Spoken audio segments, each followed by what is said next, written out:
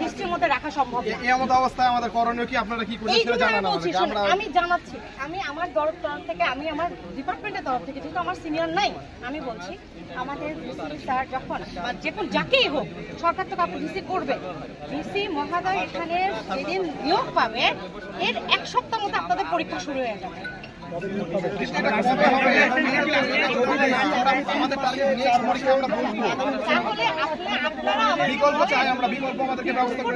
বলেন আমরা section officer, আমাদের কি ক্যাপাবিলিটি আছে একটা সরকারের? না, সরকারি ভিসিকে সরকারি ভিসি দেওয়ার ক্যাপাবিলিটি আমার আছে। আমি একটা কথা বলি, জি বলেন।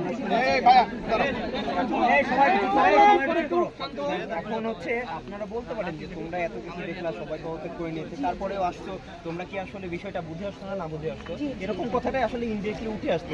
তাহলে এখানে আমরা যে যুক্তিতে আসছি, প্রথম কথা হচ্ছে আপনারা জানেন যে আমাদের অন্তর্বর্তীকালীন যে সরকারটা গঠিত হয়েছে তাদের পক্ষ থেকে একটা বিজ্ঞপ্তি প্রকাশিত হয়েছে বেশ কিছুদিন আগে, যেখানে বলা আছে যদি বাংলাদেশের কোনো ভার্সিটি বা অন্য কোনো মন্ত্রণালয় বা যেটা অফিস বলি সেটার যদি কোনো ঊর্ধ্বতন কর্মকর্তা পদত্যাগ করে বা অনুপস্থিত থাকে, সে অফিসে এসে কাজ করতে পারতেছে না, তাহলে সেই অফিসটা গতিময়তা রক্ষার জন্য, অফিসটা চলার জন্য কি করতে হবে, তার ওই কর্মকর্তা বাদে যে ঊর্ধ্বতন কর্মকর্তা আছে বা এরকম ভার্সিটির ক্ষেত্রে বলা হয়েছে যে অধ্যাপকগুলো দায়িত্বে আছে, আলোচনা সাপেক্ষে তাদেরকে একটা দায়িত্ব দিয়ে জরুরি অবস্থায় যে জরুরি কাজগুলো সেগুলো চালিয়ে নিতে হবে সাময়িক সময়ের জন্য। আর যদি এখানে আপনারা, আমি মনে করি এখানে উপস্থিত সকলে এক বাক্যে এটা স্বীকার করবে যে আমাদের পরীক্ষাটা অবশ্যই একটা জরুরি, এটা অবশ্যই জরুরি একটা বিষয় হয়ে দাঁড়িয়েছে আমাদের জীবনের জন্য অবশ্যই। তো এখানে কি তাদের যেই কর্মকর্তাটা এখন আছেন এটা কি তার দায়িত্ব না, সেই অনুযায়ী সেই বিজ্ঞপ্তি অনুযায়ী এটা কি তার দায়িত্ব না যে তার আমাদের পরীক্ষাটাকে চালিয়ে নেওয়ার দায়িত্ব আমরা যতদূর শুনেছি। আমি বলি আমাদেরকে আমি বলি আমাদেরকে এই পর্যন্ত এই অফিস থেকে যে কর্মচারীরা এখন আছেন তাদের পক্ষ থেকে আমাদেরকে যে নোটিশটা দেওয়া হয়েছে যে তার কাছে নাকি আমরা জানতাম তিনি রেজিস্ট্রার, আমাদেরকে যে খবরটা দেওয়া হয়েছে যে তার উপর রেজিস্ট্রারের দায়িত্বটা ছিল অতিরিক্ত দায়িত্ব, কন্ট্রোলারের দায়িত্বটা ছিল অতিরিক্ত দায়িত্ব, কিন্তু তিনি এখনো তার স্বপদ মানে হচ্ছে বিভাগীয় অর্থ পরিচালক এই পদে তিনি এখনো বহাল আছেন এবং তিনি এখন আমাদের ভার্সিটির সর্বোচ্চ ঊর্ধ্বতন কর্মকর্তা। এখন আমাদের যে কথাটা, তিনি আমাদের সাথে আসুক, আপনারা আছেন, আপনারা আমাদের তাকে নিয়ে বসে আমরা একটা আলোচনায় আসি আমাদের পরীক্ষাটা কিভাবে আমরা আবার সচেতন করতে পারি। আমাদের দাবি এটাই, আমরা আপনাদের কাছে আবারও রিকোয়েস্ট করতেছি, আমরা আপনাদের ছোট ভাই ছোট বোন, আপনারা এই ব্যবস্থাটা আমাদের করে দেন এবং আমাদের পরীক্ষাটা সচল হওয়ার জন্য আমাদের একটা পথ দেখাই দেন, একটা নোটিশ বিজ্ঞপ্তি প্রকাশ করে দেন। ঢাকায় থাকলে তাকে ইমার্জেন্সি ফ্লাইট ধরে 3 ঘন্টার মধ্যে আসতে হবে। আমরা আছি এখানে 3 ঘন্টা। ওনাকে যখন আমরা ফোন দিয়েছি উনি তখন বলেছে যে ঠিক আছে আমি তো ঢাকায় আছি, তারপরে বললো যে না ঠিক আছে, আমরা বললাম যে আপনি তার ব্যবস্থা করেন, কিছু একটা করতে হবে। হ্যাঁ, তো বললো যে ঠিক আছে আমি দেখছি, এরপর থেকে উনি ফোন ধরছেন না। তাহলে হচ্ছে আপনাদের যে বর্তমানে ভার্সিটির ঊর্ধ্বতন কর্মকর্তা আছেন, নাম জানার দরকার নেই আমার, সেটা হচ্ছে যে উনি বলছেন আপনাকে একটা ব্যবস্থা করবে, এর পরবর্তী আপনারা ফোনও পিক করতেছেন, তাই না? আচ্ছা, তার মানে তিনি অপারগত হয়তো বা এই বিষয়টাতে অপারগ, তাহলে তো অবশ্যই ফোন রিসিভ করতো, ফোন রিসিভ করে কোনো একটা সমাধান দিত। আর সবাই তো এখন অসহায়, আপনাদের ইউনিভার্সিটির সেকশন অফিসার বলেন, কর্মকর্তা কর্মচারী সবাই অসহায়, এদিকে আমরাও অসহায় এবং 9 মাস ধরে ভুক্তভোগী আমরা অসহায়, আমরা বেশি অসহায়। অসহায় আসলে আমরা যেহেতু সবাই অসহায়, আপনারা অসহায়, আমরা অসহায়। আপনারা একটা কাজ করেন, আপনাদের যে ভার্সিটিতে আপনার সেকশন অফিসার যারা আছেন বা যারা আপনার কর্মচারী আছেন, আপনারা তো অসহায়, আপনাদের তো ব্যর্থ না, আমাদের পরীক্ষাটা নিতে গিয়ে আপনারা তো ব্যর্থ হচ্ছেন। না ব্যর্থ না, এটা ব্যাপারটা অবশ্যই ব্যর্থ, অবশ্যই ব্যর্থ। বলি গত 9 মাস ধরে আপনারা কোথায় ছিলেন? শুনেন, হ্যাঁ এটা তো বলতে হবে। আমাদের একদম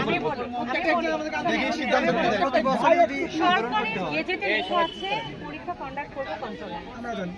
এখন এখানে কোথাও লেখা নেই এরকম গেজেট, যদি আপনি আমাকে দিতে পারেন এইরকম গেজেট যে একজন সেকশন অফিসার কর্মকর্তা তার নিচে উদ্যোগ নাই, তাদের টিম নিয়ে পরীক্ষা কন্ডাক্ট করতে পারবে, এরকম যদি দিতে পারেন। তাহলে শাসন করছে কত বছর, 14 বছর, কেউ কি ভাবছে উনি পদত্যাগ হবে? উনি যদি পদত্যাগ হইতে পারে তাহলে এইসব সাইডসেটা কথাগুলো মানে আমাদের এই মুহূর্তে হ্যাঁ বন্ধ, আমাদের কথা তারা সবাই বলতে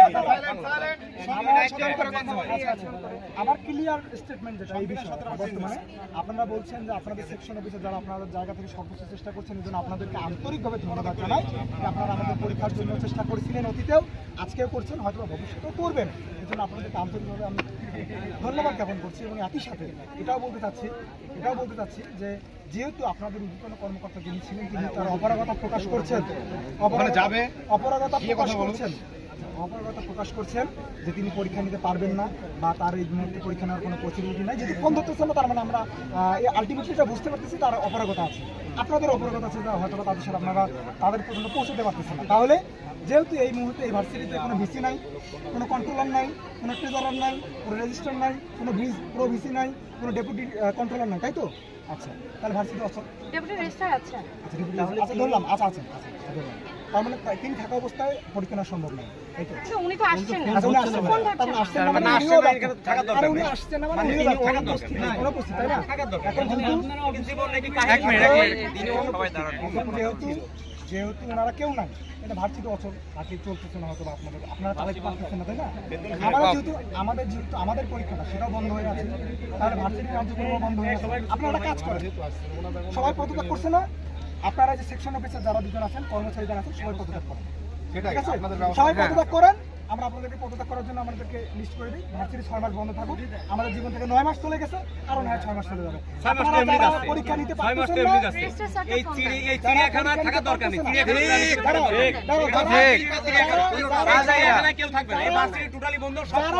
যারা আমাদের পরীক্ষা, যারা আমাদের ক্যারিয়ার, যারা আমাদের ভবিষ্যৎ নিয়ে কোনো কাজে লাগতেছে না, দরকার নাই। এই ভার্সিটি আন্দোলনে পুরাই দিয়ে যাবো, এই ভার্সিটি থাকা দরকার। এত আন্দোলন করা লাগে কেন পরীক্ষার জন্য? প্রত্যেকটা এই পরীক্ষার জন্য আমাদের ফাইনাল পরীক্ষা হয় না।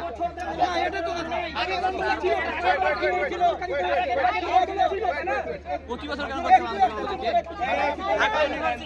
তারা দেশ থেকে না উঠিয়ে দেন, এখন ডাক্তারি চলে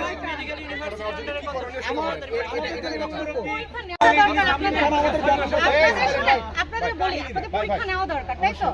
এখন আমাদেরকে কি করতে হবে, আমাদের প্রসিজারটা আমি বলি। এখন আমাদের এই মুহূর্তে আমাদের কি দরকার? ভিসি দরকার। পদত্যাগ করলে তো সব সমাধান না। আমাদের এখন সচিব বরাবর আমাদের কথা বলতে হবে, মন্ত্রণালয়ে কথা বলতে হবে যে আমার স্টুডেন্টের লাইফ রিস্কে আছে, আমার স্টুডেন্টের পরীক্ষার সামনে, আপনি আমাকে ইমিডিয়েটলি ভিসি দিয়ে দেন, ইমিডিয়েটলি আমাকে কন্ট্রোলে দিয়ে দেন। এই 5 দিনের মধ্যে আমাকে নিয়ে হবে এবং দিয়ে আমাকে এই স্টুডেন্টদেরকে আগামী 10 দিনের মধ্যে আমার পরীক্ষা শুরু করে দেন। অসংখ্য ধন্যবাদ আপনাকে। আমাদের প্রসিডিউর এখন আপনারা বলি শোনেন, আপনাদেরকে আমি বলি শোনেন, আপনারা যদি এখন আমাদেরকে বলেন যে সবাইকে পদত্যাগ করায় দেন,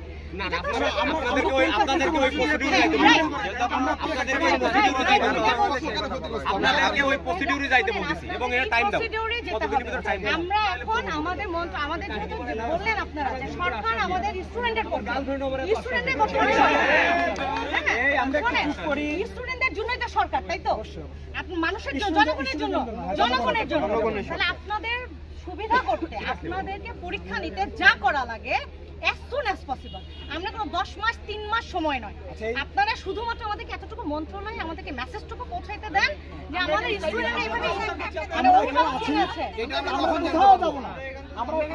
আমরা কখন জানতে পারবো এটা? সময় কখন? সময় কখন?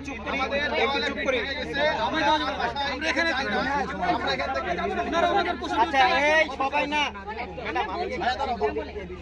আপনারা বললেন যে আপনারা মন্ত্রণালয় অনুযায়ী আপনারা খবর পাঠাবেন, এর জন্য আপনারা কি মনে করেন যে যত দ্রুত যদি পাঠান তাও কেমন সময় আপনার লাগতে পারে? এটা কি এই মুহূর্তে আমরা তো জুনিয়র লেভেলে আছে, আমাদের সিনিয়র আছে অ্যাসিস্ট্যান্ট রেজিস্ট্রার স্যার, আমরা রেজিস্ট্রার স্যারকে বলবো, স্যারকে বলবো যে বন্ধই ধরতেছেন না, তাহলে আমরা কার আশায় বসে? আমরা বলছি তো